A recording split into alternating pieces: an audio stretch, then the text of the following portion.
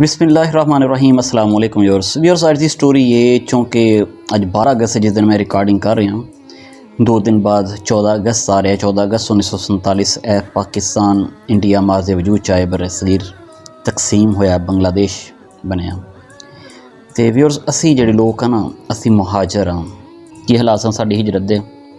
India च एक पिंड है ज़िला अमृतसर तहसील अमृतसर दे विच अजय वाली उहदा नाम सी। उत्थे एक छोटी जी फैमिली रहिंदी है। 2 भाई ने एक बहन है। भाई का नाम वड्डे दा दिल मुहम्मद है, चौधरी दिल मुहम्मद। छोटे भाई का नाम चौधरी दीन मुहम्मद है। एक इन्हां दी सिस्टर आयशा है। यह अपनी जिंदगी गुजार रहे ने। उत्थे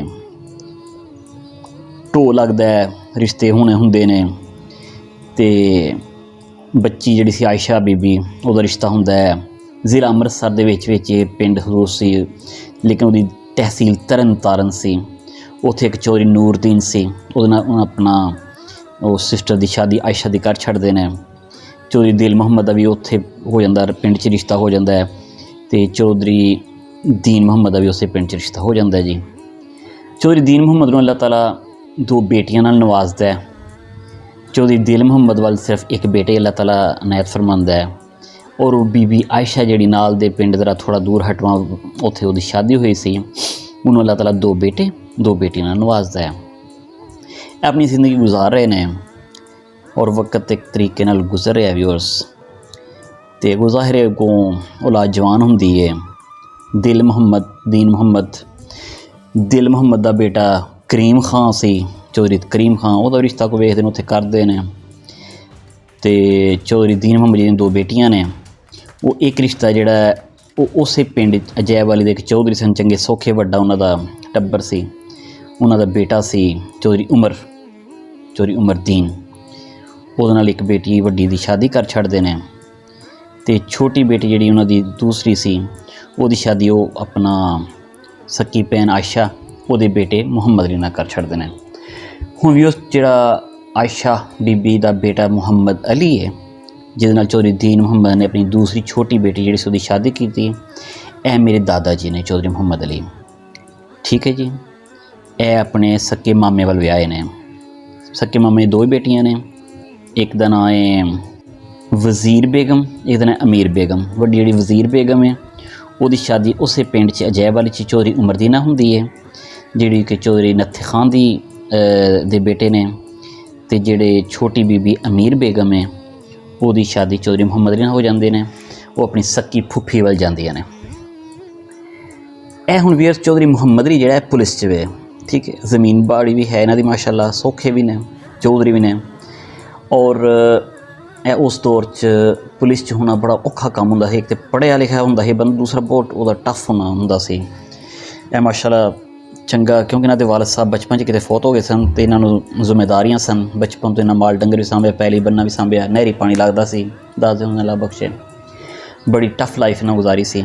स्टैमिने सन, चले गए पुलिस च भर्ती हो गए, मुलाजमत कर ले।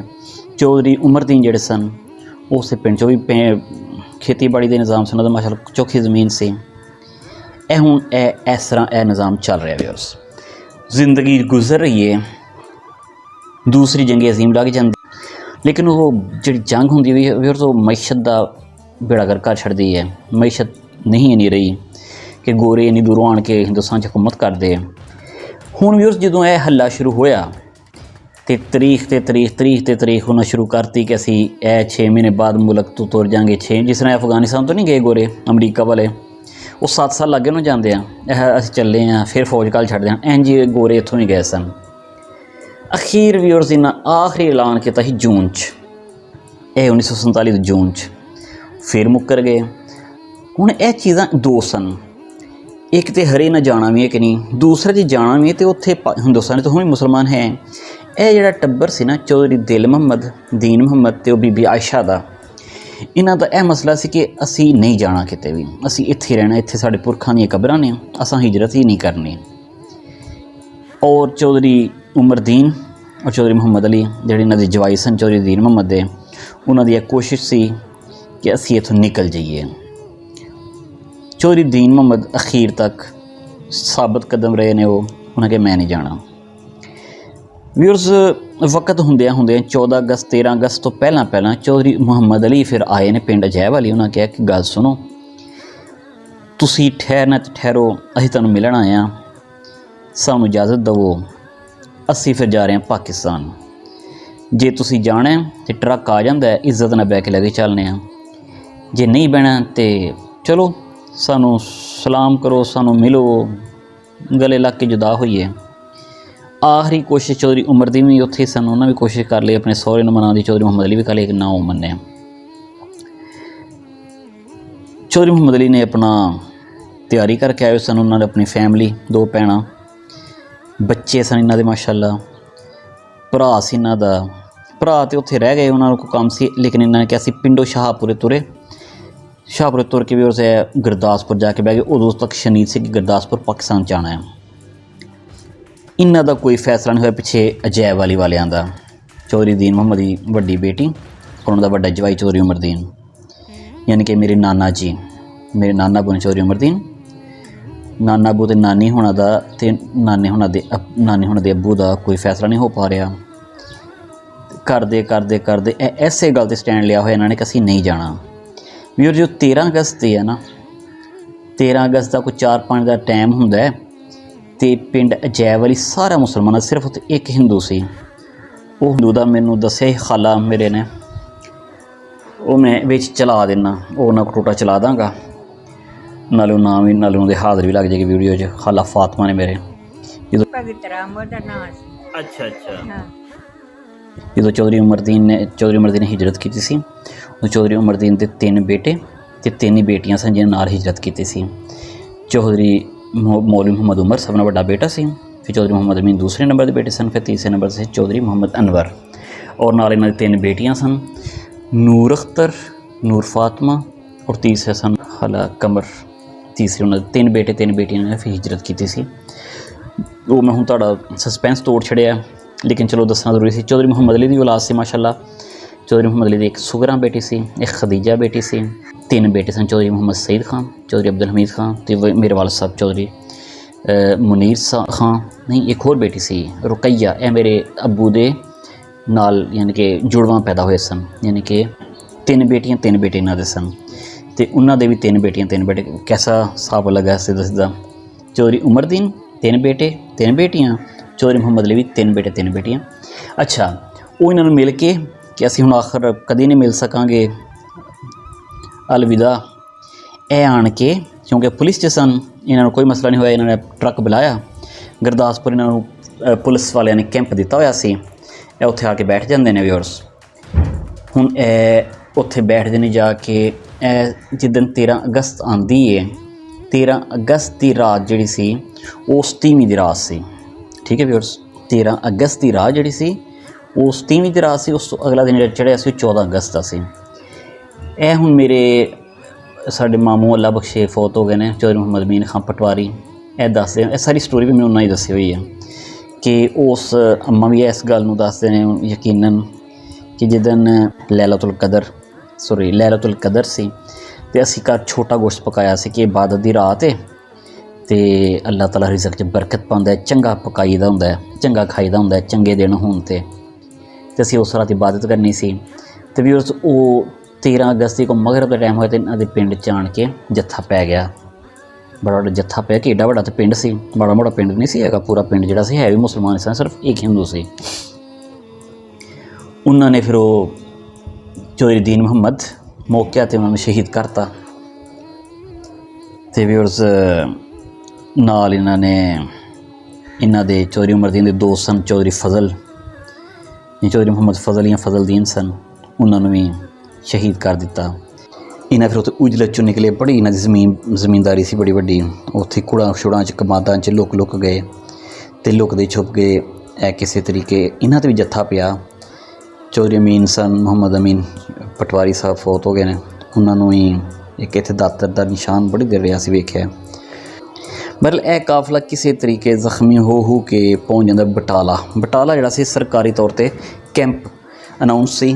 ਹੁਣ ਇਹ ਗੱਲਾਂ ਵਿਊਅਰਸ ਜਦੋਂ ਗੁਰਦਾਸਪੁਰ ਪਹੁੰਚਦੀਆਂ ਨੇ ਨਾ ਕਿ ਜੱਥਾ ਪਿਆ ਅਜੈਬ ਅਲੀ, ਹੁਣ ਅਜੈਬ ਅਲੀ ਇਹਨਾਂ ਦੇ ਨਾਨਕੇ ਸਨ, ਚੌਧਰੀ ਮੁਹੰਮਦ ਅਲੀ ਦੇ ਸਹੁਰੇ ਵੀ ਸਨ, ਅਤੇ ਉਹਨਾਂ ਨੂੰ ਖਬਰ ਪਹੁੰਚਦੀ ਹੈ ਕਿ ਚੌਧਰੀ ਉਮਰਦੀਨ ਹੁਣੀ ਨਿਕਲ ਗਏ, ਬਚ ਗਏ ਨੇ, ਲੇਕਿਨ ਇਹਨਾਂ ਦਾ ਸਹੁਰਾ ਜਿਹੜਾ ਸੀ ਚੌਧਰੀ ਦੀਨ ਮੁਹੰਮਦ ਉਹ ਸ਼ਹੀਦ ਹੋ ਗਏ ਨੇ, ਅਤੇ ਬਾਕੀ ਲਾਪਤਾ ਨੇ। ਫਿਲਹਾਲ ਉਹਨਾਂ ਦਾ ਪਤਾ ਕੋਈ ਨਹੀਂ ਬੱਚੇ ਵੀ ਨੇ ਕਿ ਨਹੀਂ ਬੱਚੇ ਹੋਏ।